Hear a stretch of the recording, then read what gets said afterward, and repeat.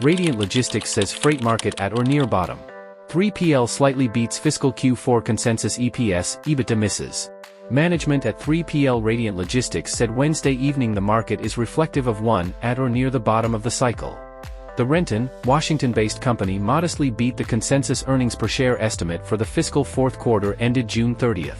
Share repurchases led to the modest EPS beat, but adjusted earnings before interest, taxes, depreciation and amortization came in light of expectations.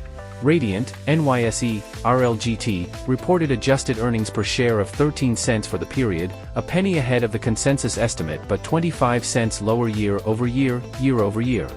Revenue was off nearly 40% year-over-year at $232 million. The confluence of shippers continuing to manage through elevated inventories, reduced imports and slowing economic growth has had a cascading effect across virtually every mode of transportation, said Bohn Crain, founder and CEO, on a call with analysts. Net revenue margin increased 590 basis points year-over-year to 28.6% as lower freight rates resulted in lower purchase transportation expenses. Adjusted EBITDA declined 65% year-over-year to $9.2 million. The number was below the company's more normalized annual EBITDA run rate of $50 million to $60 million. On a possible demand inflection, Crain noted that ocean volumes are improving somewhat and that over-the-road truck capacity could begin to tighten.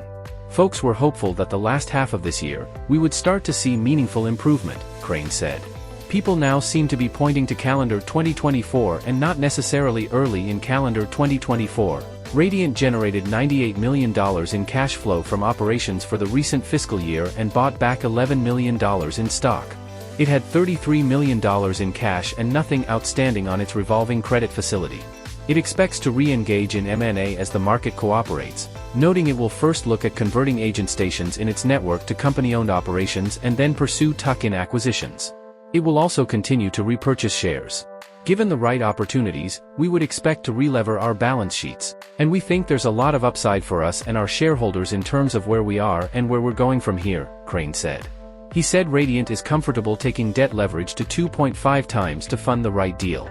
The company opened a new brokerage office in Overland Park, Kansas, shortly after the shutdown of less-than-truckload carrier Yellow Corporation. Managers from shuttered Yellow Logistics are running the operation.